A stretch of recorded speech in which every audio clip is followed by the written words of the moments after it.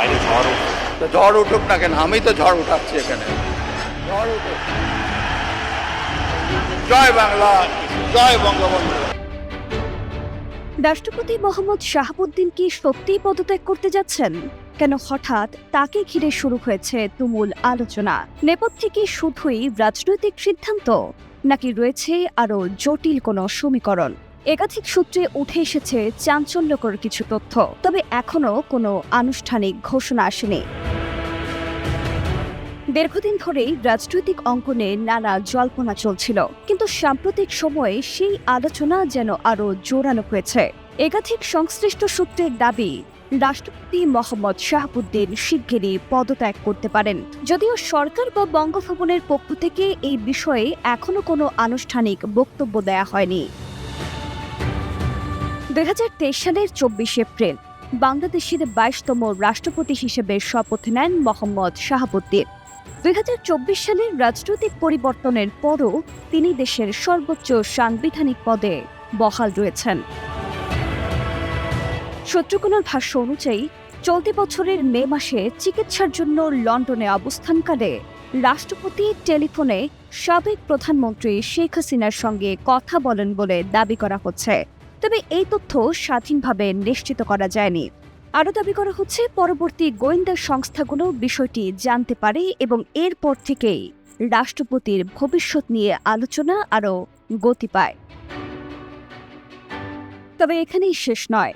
বিএনপির এক জ্যেষ্ঠ নেতার মতে, সম্ভাব্য পদত্যাগের পেছনে কেবল একটি ঘটনা নয়, বরং আরও বিস্তৃত রাজনৈতিক বাস্তবতা কাজ করছে। এদিকে আন্তর্জাতিক সংবাদ সংস্থা রয়টার্সের এক প্রতিবেদনে বলা হয়েছে, শেখ হাসিনা এবং আওয়ামী লীগের কয়েকজন জ্যেষ্ঠ নেতা ডিসেম্বরের মধ্যে বাংলাদেশে ফিরে আত্মসমর্পণের পরিকল্পনা করছেন বলে তথ্য পাওয়া গেছে, যদিও এই বিষয়ে আনুষ্ঠানিকভাবে নিশ্চিত কোনো ঘোষণা দেওয়া হয়নি। রাজনৈতিক পর্যবেক্ষকদের মতে, বর্তমান পরিস্থিতিতে রাষ্ট্রপতির পদে পরিবর্তন ঘটলে সেটি একটি গুরুত্বপূর্ণ রাজনৈতিক বার্তা হিসেবেও দেখা হতে পারে। সরকারের একটি উচ্চ পর্যায়ের সূত্রের দাবি, রাষ্ট্রপতির দায়িত্ব থেকে সরে যাওয়াকে তারা স্বাভাবিক প্রক্রিয়া হিসেবেই দেখছে। অন্যদিকে বঙ্গভবন সংশ্লিষ্ট একটি সূত্রের ভাষ্য, খুব শিগগিরই এই বিষয়ে কোনো সিদ্ধান্ত আসতে পারে। তবে একই সঙ্গে জানা গেছে, আগামী 29 জুলাই রাষ্ট্রপতির একটি পূর্ব নির্ধারিত রাষ্ট্রীয় কর্মসূচিও রয়েছে। ফলে প্রশ্ন থেকেই যাচ্ছে, রাষ্ট্রপতি কি সত্যিই পদত্যাগ করবেন, নাকি সব জল্পনার অবসান ঘটিয়ে দায়িত্ব চালিয়ে যাবেন? এই প্রশ্নের উত্তর মিলবে কেবল আনুষ্ঠানিক ঘোষণার পর। বাংলাদেশের সংবিধান অনুযায়ী রাষ্ট্রপতি পদত্যাগ করলে নতুন রাষ্ট্রপতি নির্বাচিত না হওয়া পর্যন্ত জাতীয় সংসদের স্পিকার ভারপ্রাপ্ত রাষ্ট্রপতির দায়িত্ব পালন করবেন। অর্থাৎ রাষ্ট্রের সাংবিধানিক কার্যক্রমে কোনো ধরনের শূন্যতা তৈরি হবে না।